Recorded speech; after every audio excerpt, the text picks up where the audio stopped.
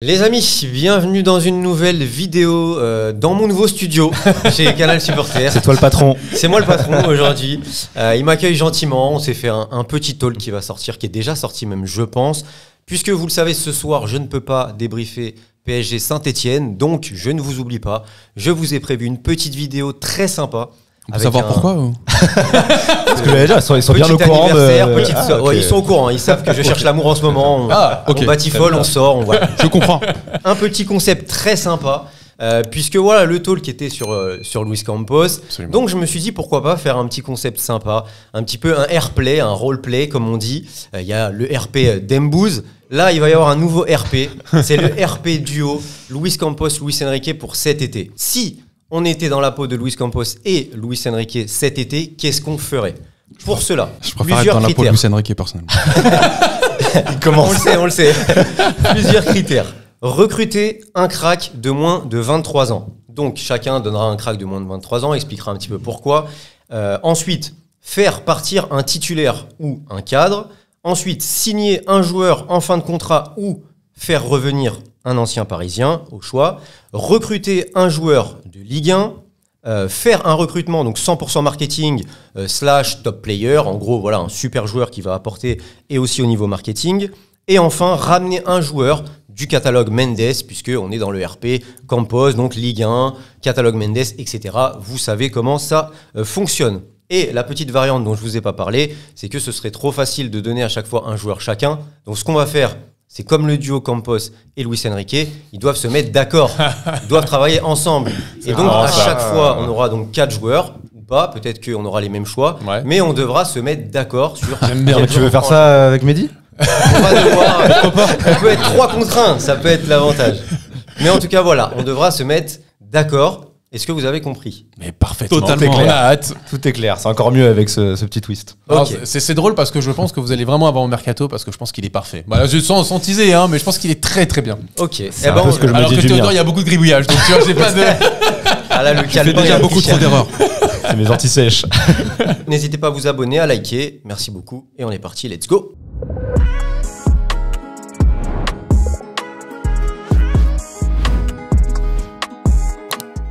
Le premier joueur, donc c'est le crack de moins de 23 ans.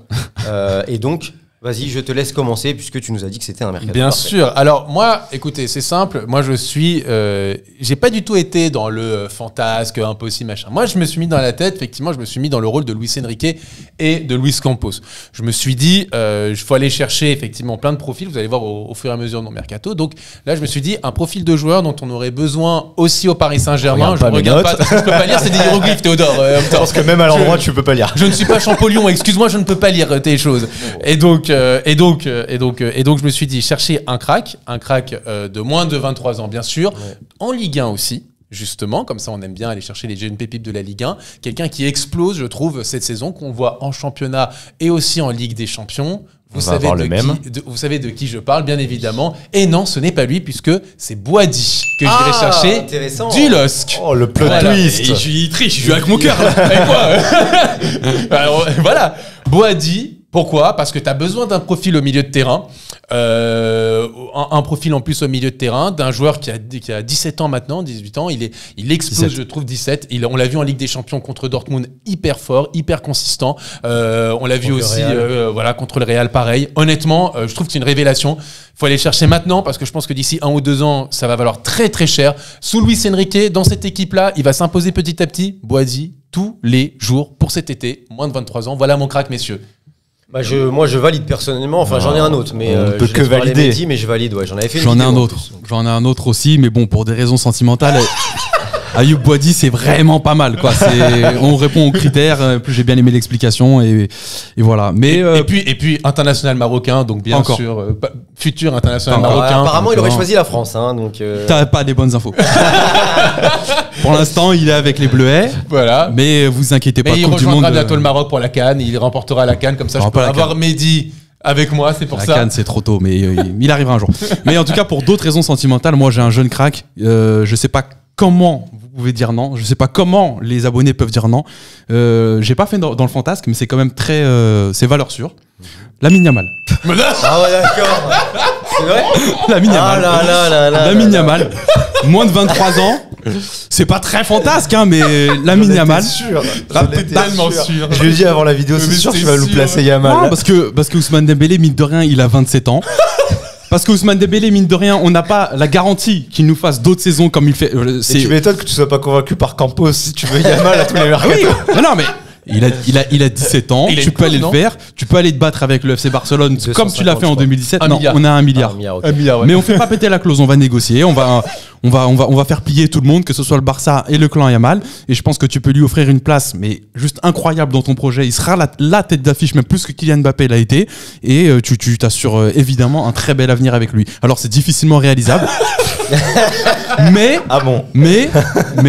je joue le jeu, je prends un crack de moins de 23 ans et je me tue, mais un été 2025 à essayer de le faire. Et je suis curieux de savoir qui est ton top joueur du coup. C'est ça.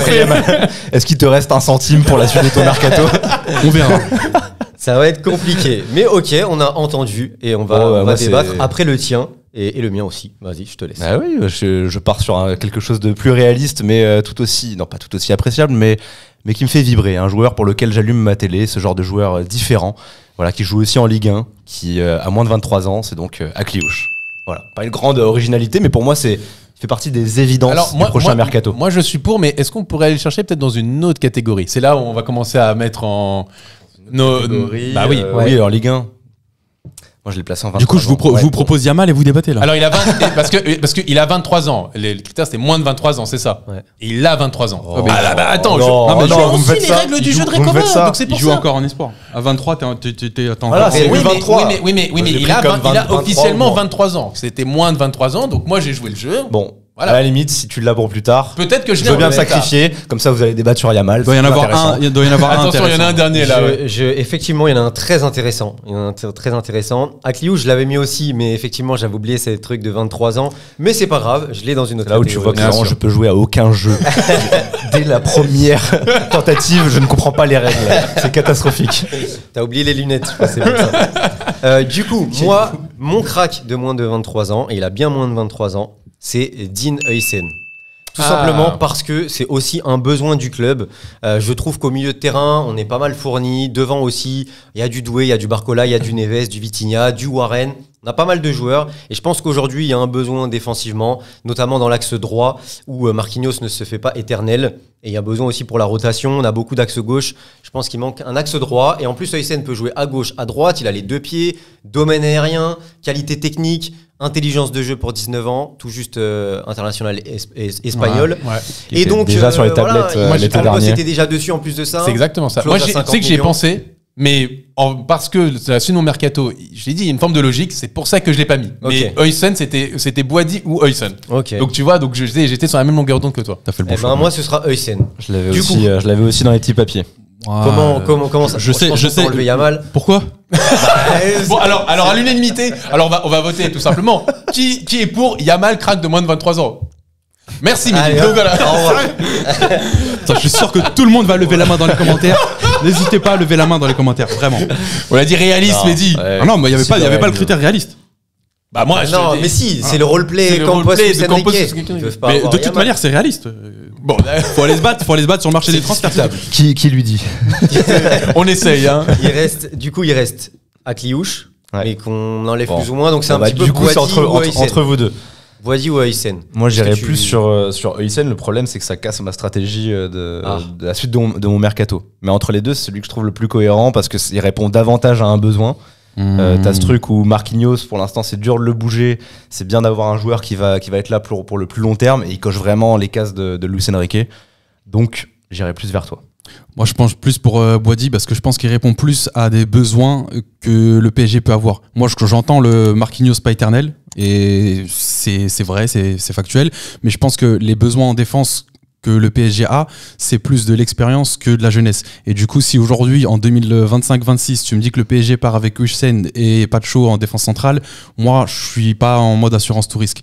Donc, je pense que c'est un très bon joueur, très bon prospect et qui rentre totalement dans la catégorie crack U23 Dean Huijsen, mais qu'il a peut-être besoin d'être accompagné pour faire un parallèle vulgaire pour que les gens comprennent. C'est un peu le Raphaël Varane et qui a besoin de quelqu'un à côté de lui. Et est-ce que ce quelqu'un aujourd'hui, c'est William Pacho? moi j'ai des gros doutes. Ça aurait pu être un Lucas Hernandez. Ou le Pacho, mais, ou le Pacho avec Marquinhos. Ou le Pacho avec Oui, Marquinhos. aussi, Voilà, c'est ça.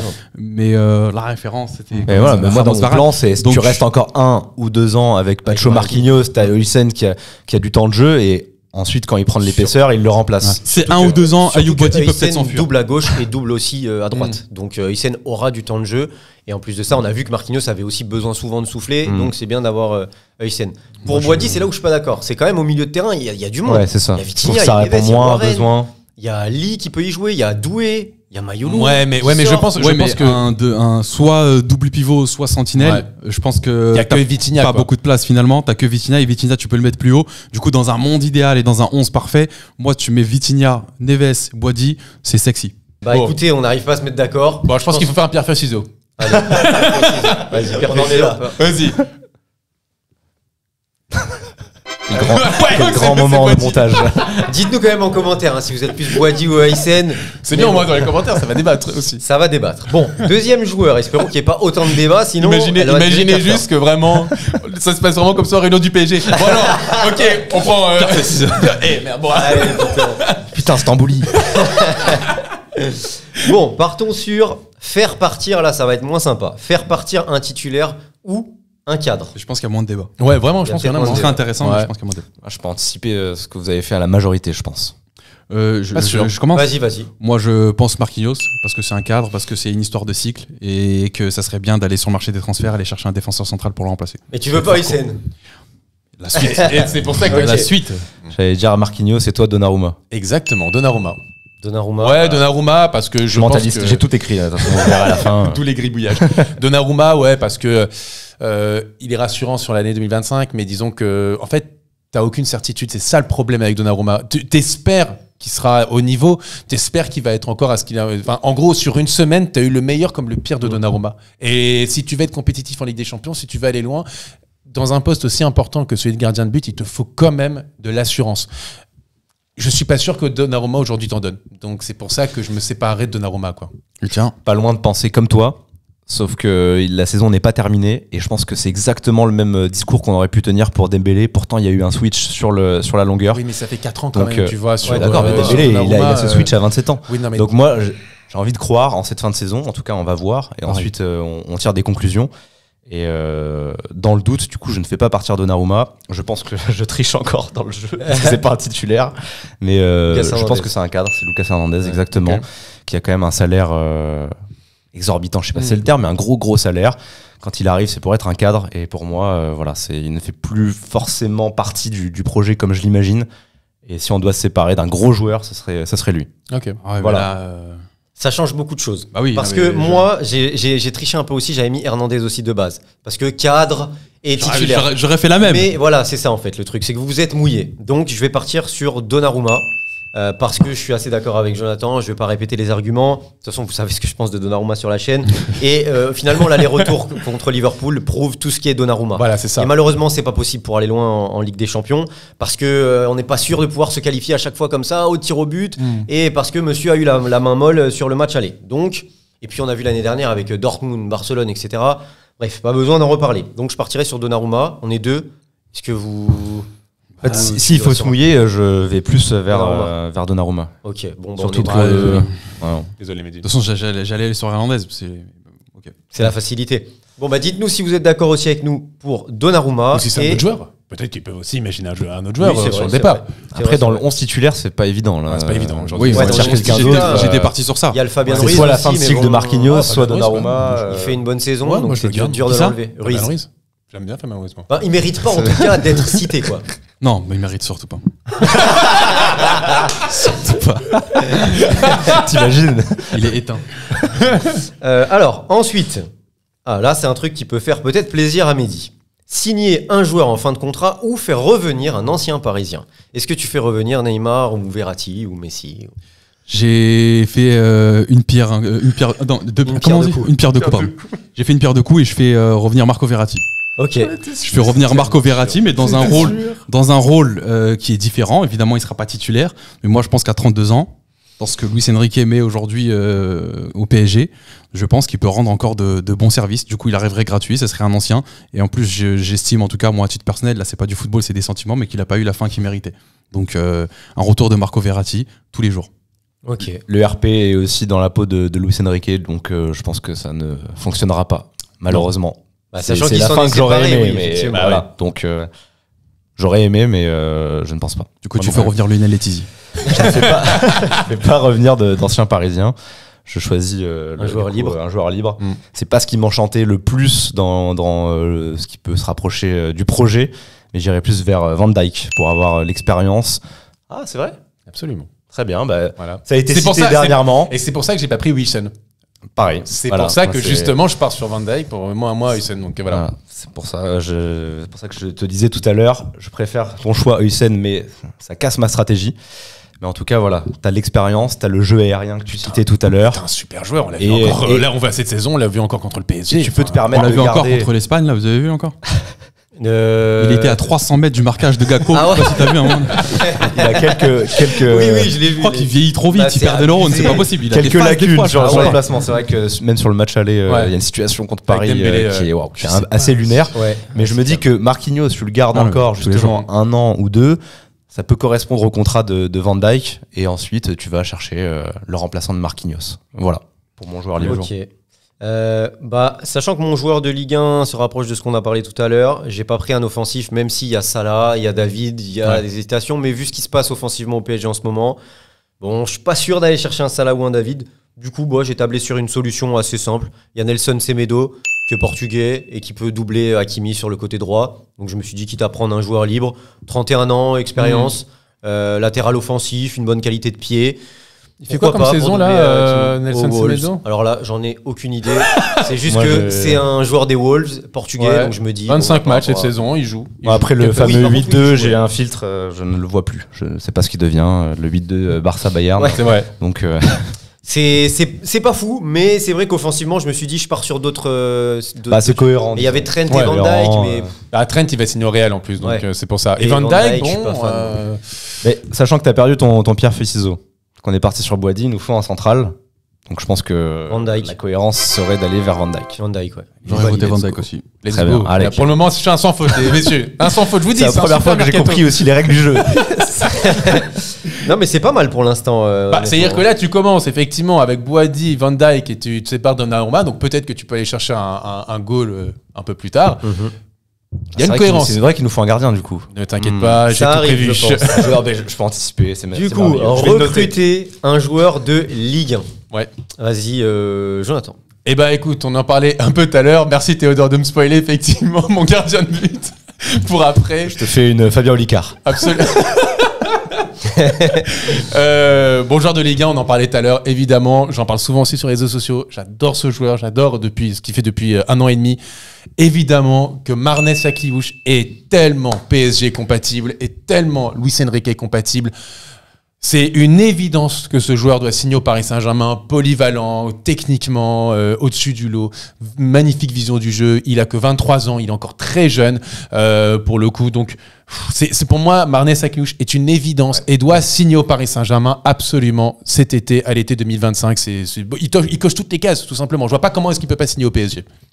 Le remplaçant parfait de Lee Kang-in si je l'ai amené à partir. Absolument. Exactement. Voilà, c'est Lee Kang-in, à chaque fois on se dit oui, il y a la technique, il y a une belle patte gauche, tout ça, mais va un peu plus vers l'avant. Ben voilà, Kliouche, quand je le vois en Ligue des Champions gambader comme ça, c'est l'évidence.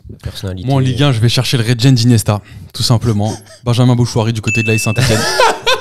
Mais il joue pas plus bas, Bouchouari ? Il joue plus bas, mais il se projette pas mal. Il y a mal à Bouchouari, il y a qu'un pas avec Mehdi. Le mercato effrayant de Mehdi. Verratti, Yamal. Bouchouari qui va prendre de Verratti. C'est un mercato, si t'as pas la sensibilité foot, c'est compliqué de comprendre. Là, c'est la semelle sur le ballon. On dit pas le ballon d'ailleurs, on dit le cuir. Je sais pas si tu vois un peu ce que je veux dire. Ça fait beaucoup de milieux, non ? Parce que Boadi, Bouchouari, Verratti, Vitinha, Neves, Ruiz, Warren. Mais il faut être honnête aussi avec les gens qui te regardent, qui te suivent sur la chaîne. Moi, mon mercato, il a été un peu bouleversé par la dernière règle que tu as rajoutée. Parce qu'à la base, mon joueur libre, etc. Mais on va pas rentrer dans les détails. Mais Benjamin Bouchouari, moi, je pense que c'est un crack de ton championnat. Ça serait dommage de laisser partir. Je pense qu'aujourd'hui, il n'est pas à sa place à l'AS Saint-Etienne. Et quand je dirais Jen d'Iniesta, c'est un peu avec le sourire et un peu avec de de patriotisme entre guillemets pour le Maroc, mais moi je vous le dis, c'est un très bon joueur. S'il va pas au PSG, il finira je pense dans un très bon club et il rendra de très bons services. Ouais, je suis totalement d'accord avec toi. Là-dessus, franchement, c'est un magnifique joueur. Et si Saint-Etienne joue un peu au ballon ces derniers temps, c'est aussi surtout grâce à lui. Et du coup, moi, je suis d'accord avec vous. Akliouche, c'est mon football. C'est la facilité, les gars. C'est la facilité. Ouais, mais on se creuse le cerveau tous ensemble. On essaye de faire le meilleur. J'avais André Santos aussi en proposition. Et je me rends compte que vu qu'il a moins de 23 ans, j'aurais dû le placer avant. Et Akliouche. Mais le truc, c'est qu'André Santos, il va retourner à Chelsea. Ouais, oui, sauf qu'à Chelsea, t'as quand même pas mal d'embouteillages. Donc tu peux. Il y a une possibilité. Attends, si tu négocies pour Yamal, André Santos. Non, mais on voulait pas négocier pour. Vous avez abandonné Yamal. Moi, je vais continuer dans mon chemin. On a abandonné le projet Yamal. Mais c'est un profil que je verrais bien dans ce PSG. Ouais, ça peut être intéressant. Complémentaire. Bon, en tout cas, qui marque des buts aussi. D'accord, visiblement. Marnès Akliouche quand même. Allez, non, c'est bon ça. Du coup, bon là, ça peut se lâcher là. Faire un recrutement 100% marketing. En gros, un top player. Vas-y Mehdi, vu que c'est toi qui as la folie des grandeurs, celle-là elle est pour toi. Moi, dans mon mercato, Gonzalo Ramos il boudait un peu, donc il a demandé un bon de sortie, il est parti. Du coup, je suis allé chercher un neuf. Non, il y va. Je suis allé chercher Erling Haaland. Ah ouais, je pense que la fin de cycle à Manchester City lui pèse un peu. Je pense que le PSG a besoin d'un neuf parce que Gonzalo Ramos est parti et que vous l'avez vu avant la rencontre contre Manchester City. Luis Enrique, il demandait à Olivier Talleron comment s'appelle le numéro 9 de Manchester City. Erling Haaland, comme il disait. Parce qu'il sait que c'est du très haut niveau, parce qu'il sait qu'il en est fan et qu'il le ferait jouer s'il en avait besoin. Parce qu'il y a beaucoup de gens qui sont réticents à l'idée de voir un numéro 9 évoluer avec Luis Enrique. Moi, je ne pense pas. Je pense que si tu lui ramènes un top 9, il joue avec un numéro 9, comme c'est le cas avec Guardiola. Et du coup, je vais chercher Erling Haaland. Dembélé qui fait la meilleure saison de sa vie, là, tu lui mets Haaland dans les pattes. Tu fais tourner autour. À droite au pire. C'est pour ça que je te dis, c'est de la tactique, c'est de la tactique. Faut être fin. Faut être fin pour comprendre. C'est vrai que moi je dis ballon et pas cuir. Donc non, parce que c'est vrai. Je peux pas comprendre. Imagine l'attaque avec Yamal, Dembélé et Haaland. Non, mais après t'as un banc de touche, il faut l'utiliser. Oui, bien sûr. Eh oui. Les cartes fut. Je crois qu'Haaland il a pas un contrat jusqu'en 2030 ou non, 45. Non, 29. Non, je sais pas. Ah non, il a attends, je crois qu'il a signé à 10 ans. C'est je crois 2034 hein. 34. Ouais, je crois c'est dans la prolongation. Presque à vie. Oui, effectivement, en 2034. Voilà, c'est un peu. Voilà. Ça se négocie. 9 ans de contrat, ça se négocie. Ça se négocie. En tout cas, c'est marketing. T'as très bien compris. Tu casses, tu casses le côté sur le marketing. Là. Bon bah vas-y, hein, tu vas être plus mesuré, je pense. Oui, un petit peu. Effectivement, j'essaye d'être le plus réaliste possible. J'ai vu. Voilà. Donc. Justement, toujours dans cette cohérence, je me suis dit donc on allait chercher un milieu de terrain, un jeune milieu de terrain espoir, donc avec Boady, un défenseur central avec de l'expérience et une valeur sûre avec Virgil van Dijk, une pépite de la Ligue 1 qui est polyvalent, qui peut jouer au milieu de terrain comme en 10 avec Marnès Akliouche. Et je me suis dit, moi je garde Dembélé en pointe, à gauche t'as ce qu'il faut, t'as Kvaratskhelia, t'as Barcola, mais peut-être qu'à droite il te manque un joueur.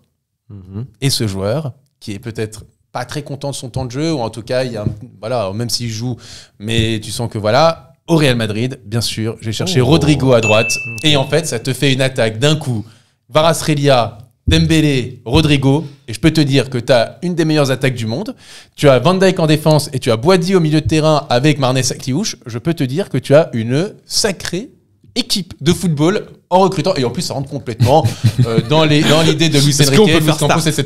Est-ce qu'on peut faire start? C'est réaliste ou pas là? Rodrigo, ça va. C'est plus réaliste. C'est plus réaliste que Yamal. Moi je le sors. Genre en un été, on va faire Van Dijk, Rodrigo. Mais Van Dijk il est libre. Van Dijk il est libre. Oui, genre on va les faire. Pourquoi pas? C'est vrai que la probabilité. Moi Rodrigo, j'y ai pensé, mais je plus que Van Dijk. Je trouve ça compliqué à faire. Même Rodrigo. De quoi, Rodrigo? Ouais, je trouve ça compliqué. On m'a demandé un top player. Puis Akliouche plus à droite, tout ça, parce que sinon j'avais pensé à Brahim Diaz aussi. Moi j'avais pensé à Arda Güler. Oui, mais c'est pas des joueurs. Arda Güler dans quelle catégorie? C'est quoi? C'est pas marketing dans celle-là là. Arda Güler ou Brahim Diaz. C'est vrai que c'est dur de lier marketing, et surtout que c'est plus trop dans la DA du PSG. Marketing et réalisme, c'est dur de. Top player. Enfin, moi, Arda Güler et Brahim Diaz sont deux très bons joueurs. Mais surtout Brahim Diaz. On me dit, j'imagine. mais on parle de top player. Non, c'est vrai que ça répond bien à la. De toute façon, moi je comprends pas les règles, donc je me suis encore trompé. J'ai mis Guimarães. Non, mais J'ai mis Guimarães. Oui, c'est un top player, Guimarães. Ça va. Oui, c'est un top player. Parce que, du coup, je reste sur ça. Parce que je me dis, ça peut être la grosse dépense à 100 millions d'euros à peu près. Moi, je l'avais pas dans mon truc. Voilà. Pour moi, c'était Van Dijk en défense, Guimarães milieu et Akliouche un cran au-dessus. Voilà. C'est à toi de reprendre, je crois. T'en étais où? Non, moi j'ai dit Rodrigo, moi. Ouais, mais il avait fait start. Ah ouais, j'étais juste pour poser la question, mais du coup c'était Rodrigo. Et il a dit Guimarães et du coup le tien. Alors moi, Arda Güler, ça. J'étais parti sur Arda, mais en fait j'avais plusieurs solutions. Mais vu que là on a validé Boadi, on a validé Akliouche, Arda c'est un peu pareil qu'Akliouche, on va dire. Je partirais plus sur Alexander Isaac. Du coup, je me dis que Ramos il voudra partir à un moment donné. Il plante, il fait de bonnes perfs. Même avec la sélection, là, il rentre, il plante. Je me dis qu'il va avoir envie de partir, d'avoir du temps de jeu, d'avoir la confiance du coach. Donc, il va falloir remplacer avec un offensif. Même s'il y a Akliouche, il y a Asensio qui va partir, Colomboigny aussi. Ouais. Donc, je me dis, et peut-être même Lee, du coup. Donc, je me dis qu'on aura besoin d'un offensif. Et du coup, je pars sur Isaac. Est-ce que le problème... Moi, j'adore Isaac. Mais il n'y a pas un problème, c'est que...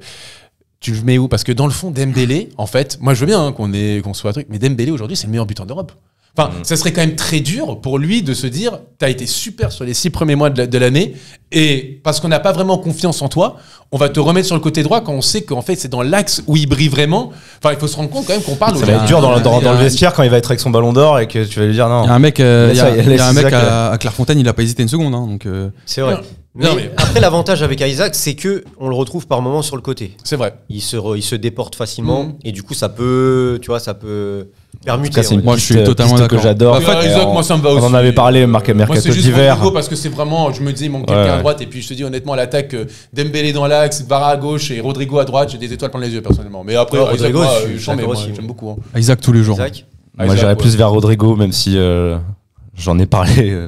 Toute une vidéo mercato d'hiver à Isaac, si on devait aller chercher un 9, c'était parfait. Ouais. Mais depuis, il y a Dembélé. Donc, j'irai plus sur Rodrigo. Mais j'irai surtout sur Guimarães. Et ça, personne n'en parle. T'as déjà pris Boadi. Parce que, attends, t'imagines ton milieu, Guimarães, Vitinha, Joao Neves. Même si j'aime beaucoup Boadi. C'est pas très marketing, Guimarães. C'est efficace, mais. C'est pour ça que je craignais d'avoir encore une fois enfreint la règle. 42 maillots. Mais non, le flow, la teinture. S'il arrive, je me fais la teinture. Flocage 39. Et je perds mes derniers cheveux. Du coup, on est un peu sur un 2 contre 2 là. Allez, je te laisse, vas-y. J'ai pris tout à l'heure, moi j'ai pris mon Boadi. Allez, vas-y, je te laisse Isaac. Parfait. On est sur Isaac du coup.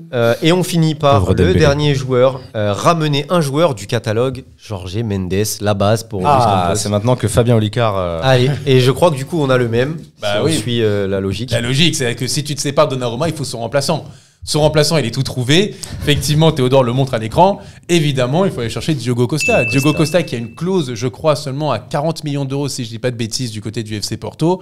Diogo Costa, que je trouve est toujours très bon dans les matchs internationaux avec le Portugal.